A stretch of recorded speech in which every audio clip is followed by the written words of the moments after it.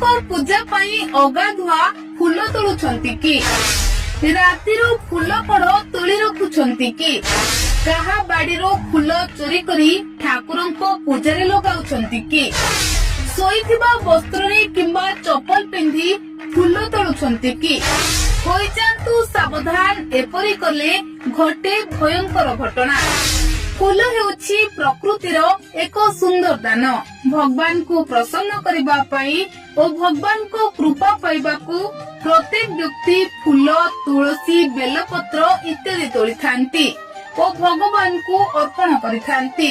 एही सब को नीति नियम रे न करिले ईश्वर प्रसन्न होई न थांती। हमर सब पूजा अर्चना व्यर्थ होई जाए और पाप हेबा सहित घोर विपद मारी आसी थाए। आज हमें जानिबा फूल तोलिबार किछि नियम विषय रे। अनेक समय रे देखा जाए परिवार लोके अगाधुआ फूल तोली थांती, हेले जानि छंती कि अगाधुआ ठाकुरंको पई फूल तोली आनिले ता भगवान ग्रहण करि न थांती। एमितिरे अनेक मुनि ऋषि माने कहिसंती फूल अगाधुआ तोलिबा उचित और अनेक कहिसंती फूल गाधेबा परे तोलिबा उचित होइथाए। फूलर अभाव कारणरू किछि लोके भोर समय अगाधुआ फूल तोली थांती, हेले अगाधुआ फूल तोलिले भयंकर पापर भागी हेबे। गाँ हेउ कि सहर सबु स्थान रे फूलर अभाव रहिछि, जोथि पई रातिरो लोके फूल कढ़ चोरी करी आनी पानी रे पकाई देई थांती आउ सेही फूल को भगवान को अर्पण करिथांती। जदि आपण मध्य एपरि करूछंती तेबे थरे एही वीडियो उपरे आपण नजर पकांतु। फूल हेउछि एपरि एक सुंदर जिनिस जहा भगवान कर खूब प्रिय।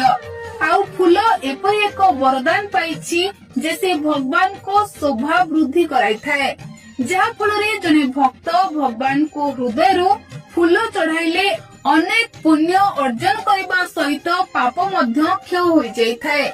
हेले आपण जानि चकित हेबे जे फूल तोलिबा समय लोके किछि जिनिस प्रति ध्यान देई न थांती आउ जहा फल रे अनेक अघटन घटी जाई थाए। सामान्य भूल पाई भगवान क्रोधित होई थांती, जेपरि अगाधुआ फूल तोलिबा, फूल चोरी करिबा, चप्पल पिंधी फूल तोलिबा ओ फूल कड़ चोरी करी भगवान को चढ़ाइबा।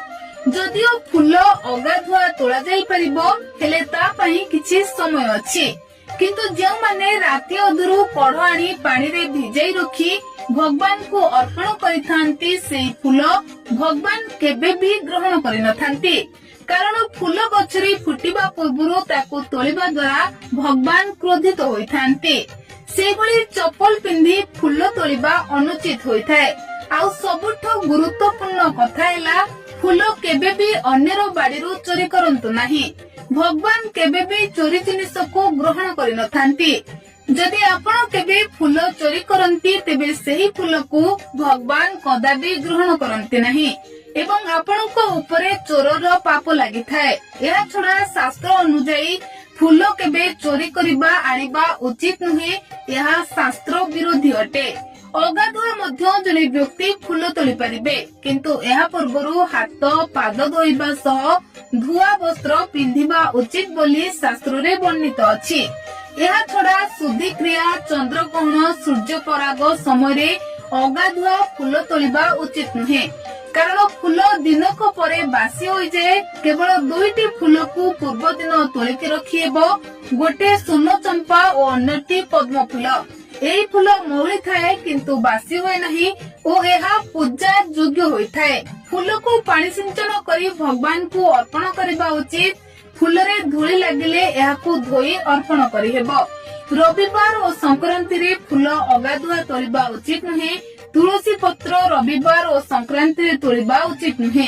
अगाधुआ तुलसी पत्र तोलिबा उचित नहे। तुलसी को नख लगाइबा बा नखरे छिंडाइबा उचित नहे। तुलसी को चप्पल और अशुद्ध वस्त्र पिंधि तोलिबा अनुचित।